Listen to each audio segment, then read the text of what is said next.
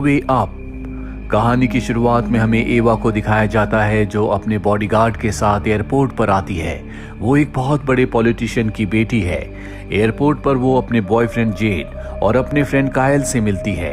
ये सब के सब छुट्टियां मनाने के लिए लॉस कैबोस जा रहे हैं। ये सब के सब फ्लाइट में बैठ जाते हैं और टेक ऑफ की कुछ ही देर बाद फ्लाइट में टर्बुलेंस होना शुरू हो जाती है। सबको नॉर्मल लगता है क्योंकि अक्सर फ्लाइट में ऐसा होता है। पर तभी एवा के बॉडीगार्ड की आंख खुलती है। वो विंडो से बाहर देखता है जहां पर प्लेन का इंजन बर्न हो रहा होता है। पायलट अनाउंस करता है कि बहुत सारे बर्ड्स प्लेन के इंजन से टकराए हैं जिस वजह से डिस्टरबेंस हो रही है। तुम्हें घबराने की कोई जरूरत नहीं है। पर जल्दी ये देखते हैं कि प्लेन के इंजन में पूरी तरह से आग लग चुकी है और अब पायलट अनाउंस करता है कि सब के सब अपनी सीट बेल्ट को बांध लें। यहाँ पर प्लेन में बहुत ज्यादा हलचल होना शुरू हो जाती है जिससे सब के सब पैसेंजर्स बहुत बुरी तरह से डर जाते हैं। वो चिल्लाने लगते हैं और तभी इंजन में से एक मेटल का टुकड़ा प्लेन से टकरा कर आर पार हो जाता है जिससे प्लेन के अंदर बहुत तेज हवा आने लगती है। सामान सब का सब नीचे गिरने लगता है और इसी दौरान कुछ लोग प्लेन से नीचे भी गिर जाते हैं और बहुत जल्दी पूरा का पूरा प्लेन पैसिफिक ओशियन में गिर जाता है जिस वजह से पायलट के साथ बहुत सारे लोगों की मृत्यु हो जाती है। प्लेन इस तरह से क्रैश हुआ होता है कि उसके सामने का हिस्सा नीचे एक चट्टान पर अटका हुआ है और उसके नीचे बहुत गहरी खाई है और अभी भी प्लेन के पिछले हिस्से में पानी नहीं भरा जहां पर एवा, उसका बॉयफ्रेंड, उसका फ्रेंड और बहुत सारे पैसेंजर्स हैं। एवा को लगता है कि उसका बॉडीगार्ड मारा गया लेकिन तभी वो पानी से ऊपर आता है। यहाँ पर इन्हें एक बच्ची के चीखने की आवाज आती है जिसका नाम रोजा है जो अपनी ग्रैंड मदर के साथ पानी में फंसी हुई है। एवा का बॉडीगार्ड उसे और उसकी ग्रैंड मदर को बचाकर ऊपर ले आता है। अब यहाँ पर कुछ ही लोग बचे हैं और बाहर से अजीब अजीब सी आवाजें आ रही होती है जो सुनकर सब के सब डर जाते हैं क्योंकि ये समंदर के बीचों बीच पानी के अंदर है जहाँ पर खतरनाक सी क्रिएचर्स हो सकते हैं। एवा का बॉडीगार्ड सबको शांत रहने के लिए कहता है और बताता है कि ये प्लेन एयरलॉक है जिसका मतलब ये है कि पानी इतनी जल्दी अंदर नहीं आएगा और जल्दी यहाँ पर रेस्क्यू टीम आ जाएगी जो इन सब को बचा लेगी। एवा कहती है कि हमें यहाँ पर इंतजार नहीं करना चाहिए बल्कि सतह पर जाने की कोशिश करनी चाहिए। उसका बॉडीगार्ड कहता है कि अगर हमने ऐसा किया तो हम सब के सब मारे जाएंगे। अभी फ्लाइट अटेंडेंट सबको बताता है कि क्रैश होने से पहले पायलट ने इसकी इंफॉर्मेशन दे दी थी। इसका मतलब ये है कि जल्द से जल्द यहाँ पर रेस्क्यू टीम पहुंचने वाली है। अब इनके पास इंतजार करने के अलावा कोई रास्ता नहीं है पर यहाँ पर ऑक्सीजन की कमी होती है और इस प्लेन में एक ही ऑक्सीजन सिलेंडर है। तभी रोज की ग्रैंड मदर बताती है कि एक ओल्ड लेडी के पास ऑक्सीजन सिलेंडर था जो कि आगे के हिस्से में है जो अब पानी में डूब चुका है। यहाँ पर एवा का बॉडीगार्ड तय करता है कि वो उस ऑक्सीजन सिलेंडर को लेकर आएगा क्योंकि यहाँ पर इन्हें ऑक्सीजन की बहुत ज्यादा जरूरत है। और अब एवा का बॉडीगार्ड जब पानी के अंदर जाने वाला होता है तो रोज की ग्रैंड मदर कहती है कि मेरे हस्बैंड की बॉडी नीचे है, वो चेयर के साथ अब भी बंधे हुए हैं, तुम उनकी हैट अपने साथ लेकर आना। मैं हमेशा उस हैट को अपने पास निशानी के तौर पर रखना चाहती हूँ। और अब बॉडीगार्ड नीचे जाता है जहाँ पर उसे हैट मिल जाती है, साथ ही उसे ऑक्सीजन सिलेंडर भी मिल जाता है। इसके बाद वो खाने की सप्लाई लेने के लिए और आगे जाता है पर तभी वहां पर शार्क आ जाती है जो उसके ऊपर हमला करती है लेकिन बॉडीगार्ड किसी तरह से उनसे बचकर ऊपर आ जाता है। ऊपर सब के सब बहुत ज्यादा डर गए होते हैं क्योंकि पानी में बहुत हलचल थी। अब यहाँ पर बॉडीगार्ड उस ओल्ड लेडी को उसके हस्बैंड की हैट देता है, साथ ही ऑक्सीजन सिलेंडर भी। पर इससे पहले कि वो पानी से बाहर आता शार्क उसे पानी के अंदर खींच लेती है जिससे सब के सब डर जाते हैं। दरअसल ये सब के सब इस वक्त एयर पॉकेट के अंदर है जहां पर पानी नहीं भरा और अब सब के सब और पीछे चले जाते हैं जहां पर पानी कम है। सबको समझ में आ चुका है कि पानी के अंदर शार्क्स हैं। अब यहाँ पर एवा के फ्रेंड कायल के हाथ में बहुत दर्द हो रहा होता है क्योंकि उसके हाथ की हड्डी टूट चुकी है।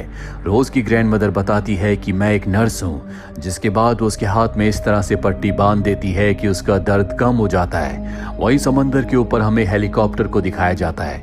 दरअसल ये एवा के लिए आया है क्योंकि उसके पिता एक बहुत बड़े पॉलिटिशियन है और वो यहाँ पर एवा को और बाकी पैसेंजर्स को ढूंढ रहे हैं पर इन्हें वहाँ कुछ नहीं दिखता क्योंकि पूरा का पूरा प्लेन पानी के अंदर है। वहीं प्लेन में दिखाया जाता है कि अब बहुत ज्यादा हलचल होना शुरू हो गई है क्योंकि प्लेन के निचले हिस्से में होल के अंदर से शार्क्स अंदर आ चुकी है जहाँ पर बहुत सारे लोगों की बॉडीज है और वो उन्हें अपना खाना बना रही है और बहुत सारी शार्क्स बाहर भी होती है जो प्लेन को नीचे गिराने की कोशिश कर रही है और साथ ही अब पानी धीरे धीरे ऊपर की तरफ आ रहा है, जिसका मतलब ये है कि जल्द से जल्द इन सब को यहाँ से निकलना होगा, नहीं तो सब के सब पानी में डूबकर मारे जाएंगे। और अब पानी ऊपर से भी लीक होना शुरू हो जाता है, जिस वजह से प्लेन में बहुत ज्यादा हलचल बढ़ जाती है और प्लेन खिसकना शुरू हो जाता है। सब के सब कुछ ना कुछ पकड़ लेते हैं और प्लेन खिसकता हुआ चट्टान के एज पर आ जाता है। उसका आगे का हिस्सा अब भी चट्टान से बाहर है और अगर वो चट्टान से गिरा तो समंदर की इतनी गहराई में चला जाएगा कि इनमें से कोई नहीं बचेगा।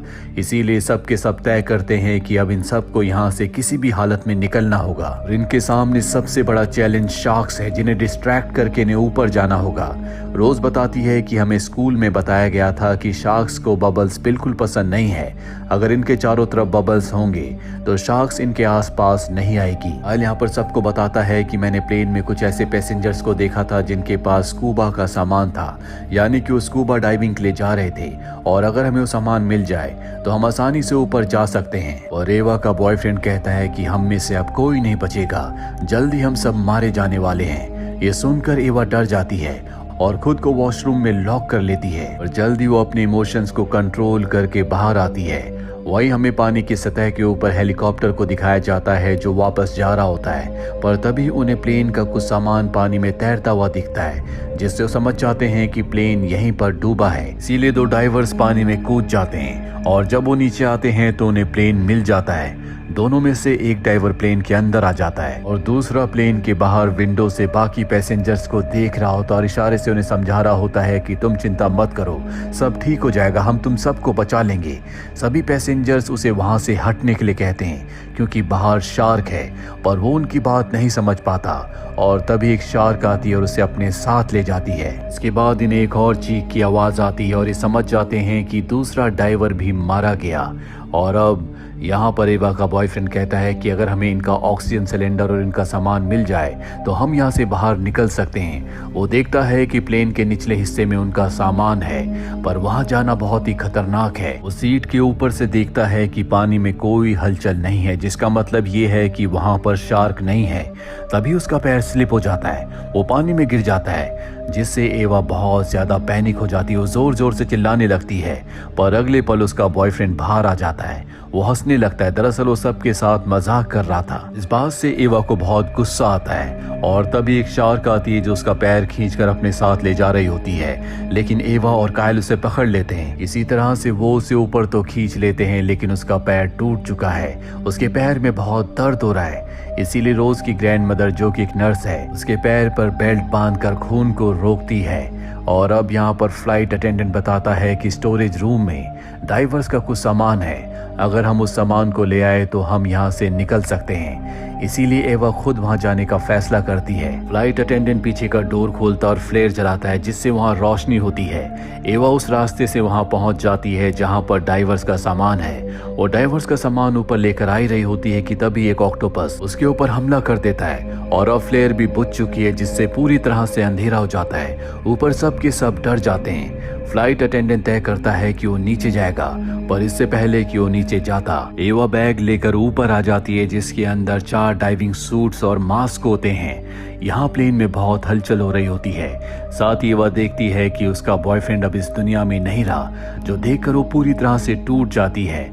प्लेन में जो हलचल हो रही होती है वो इस वजह से क्योंकि प्लेन का जो आगे का हिस्सा है वो धीरे धीरे क्रैक हो रहा है और जल्दी वो पूरी तरह से पानी में गिर जाएगा। एवा सबसे कहती है कि अभी के अभी हमें इस प्लेन से बाहर निकलना होगा, नहीं तो हम सब के सब मारे जाएंगे। कायल बहुत ज्यादा डर जाता, वो बताता है कि मुझे तैरना नहीं आता। एवा कहती है कि तुम इस जैकेट को पहनकर जब पानी के अंदर जाओगे तो तुम इसकी नोजल को खोल देना, तुम्हें तैरने की जरूरत नहीं है, तुम अपने आप ही ऊपर सतह तक पहुंच जाओगे। और अब एवा पैसेंजर का ऑक्सीजन मास्क लेकर आती है जो उसका बॉडीगार्ड नीचे से लाया था। सबके सब जैकेट पहन लेते हैं और जैसे ही आगे बढ़ते हैं इनका प्लेन झुकना शुरू हो जाता है। दरअसल उसके आगे का हिस्सा टूटकर पानी में गिर चुका है और अब इन्हें यहाँ से जल्द निकलना होगा। रोज की ग्रैंडमदर कहती है कि मैं तुम्हारे साथ नहीं आऊंगी, मेरी वजह से तुम सबकी जान जा सकती है क्योंकि मैं पूरे ग्रुप को स्लो कर दूंगी। दरअसल इनके पास एक ही ऑक्सीजन सिलेंडर है जिसकी मदद से इन्हें सतह तक पहुंचना होगा। रोज की ग्रैंडमदर एवा से कहती है कि मेरी ग्रैंड डॉटर का ध्यान रखना। एवा वादा करती है कि मैं उसका ध्यान रखूंगी और इसके बाद वो रोज के साथ पानी के अंदर चली जाती है। और जब ये अंदर जाते हैं तो इनके सामने शार्क आ जाती है, पर इससे पहले कि शार्क इनके ऊपर हमला करती, जैसा कि रोज ने बताया था कि शार्क बबल से डरती है, एवा उसके मुंह पर ऑक्सीजन के बबल फेंकती है जिससे वो इनसे दूर चली जाती है। वहीं रोज की ग्रैंडमदर अपने आप को वॉशरूम के अंदर बंद कर लेती है और अब हमें फ्लाइट अटेंडेंट को और कायल को दिखाया जाता है जिन्हें पानी के अंदर आना है। सबसे पहले फ्लाइट अटेंडेंट पानी के अंदर आता है, वो नीचे चला जाता है, पर कायल को बहुत डर लगता है इसीलिए वो एक जगह पर रुक जाता है। और जब फ्लाइट अटेंडेंट देखता है कि कायल उसके साथ नहीं है तो वापस जाता है ताकि उसे अपने साथ लेकर आ सके, पर तभी उसके ऊपर एक शार्क अटैक कर देती है और कायल को मार देती है। जिसके बाद फ्लाइट अटेंडेंट गेट पर आता है जहां पर रोज और एवा उसका इंतजार कर रहे होते हैं। इनके पास एक ऑक्सीजन सिलेंडर है इसीलिए बारी बारी ये उससे ऑक्सीजन ले रहे होते हैं। और अब एवा कहती है कि तुम दोनों इस ऑक्सीजन सिलेंडर के सहारे ऊपर चले जाओ। एवा ऑक्सीजन सिलेंडर से गहरी सांस लेती है, जिसके बाद फ्लाइट अटेंडेंट और रोज अपनी जैकेट के नोजल को खोलते हैं जिससे उसमें हवा भर जाती है। वो दोनों ऑक्सीजन सिलेंडर लेकर ऊपर की तरफ बढ़ने लगते हैं और अब एवा भी अपनी जैकेट के नोजल को खोलने वाली होती है कि तभी उसके सामने शार्क आ जाती है जो उसके ऊपर हमला करती है। इसीलिए एवा को प्लेन के अंदर आना पड़ता है और जल्दी वो शार्क वापस चली जाती है। यहाँ एवा के पास ऑक्सीजन सिलेंडर नहीं है, जल्द से जल्द उसे बाहर निकलना होगा। और जब वो बाहर आने की कोशिश कर रही होती है एक और शार्क वहां पर आ जाती है और अब प्लेन भी खाई से नीचे गिरना शुरू हो जाता है। एवा यहाँ से बाहर निकलने का रास्ता ढूंढती है जो उसे कहीं भी नजर नहीं आ रहा होता और अब वो प्लेन के साथ पानी के अंदर जा रही है, पर इससे पहले कि वो पूरी तरह से नीचे डूब जाती उसे बाहर जाने का रास्ता मिल जाता है। बाहर आने के बाद वो अपनी जैकेट के नोजल को खोल देती है जिससे जैकेट में एयर भर जाती है और अब वो पानी के ऊपर आना शुरू कर देती है। लेकिन यहाँ उसकी बॉडी में ऑक्सीजन पूरी तरह से खत्म हो चुका है जिस वजह से वो सतह पर पहुंचने से पहले ही बेहोश हो जाती है। कुछ देर के बाद उसे होश आता है। जैकेट में हवा भरने की वजह से वो पानी की सतह पर आ चुकी है, पर दूर दूर तक उसे कोई नहीं दिखता। वो समझ जाती है कि उसके दोनों साथी जो ऊपर की तरफ गए थे वो मारे जा चुके हैं। तभी उसके पास एक हेलीकॉप्टर आता है जो उसे रोप से ऊपर खींच लेता है, जहां पर उसे रोज और फ्लाइट अटेंडेंट दिखता है। जैसा कि उसने रोज की ग्रैंड मदर से वादा किया था कि वो रोज को बचा लेगी, उसने सच में रोज को बचा लिया है। हालांकि उसने अपने बॉयफ्रेंड, फ्रेंड और बॉडीगार्ड को खो दिया है, साथ ही रोज ने अपने ग्रैंड मदर और ग्रैंडफादर को। लेकिन अब इनके पास यहाँ से आगे बढ़ने के अलावा कोई रास्ता नहीं है। हेलीकॉप्टर इन्हें इस जगह से लेकर निकल जाता है और इसी के साथ ये फिल्म, ये कहानी खत्म हो जाती है। उम्मीद करते हैं कि ये कहानी आपको पसंद आई होगी।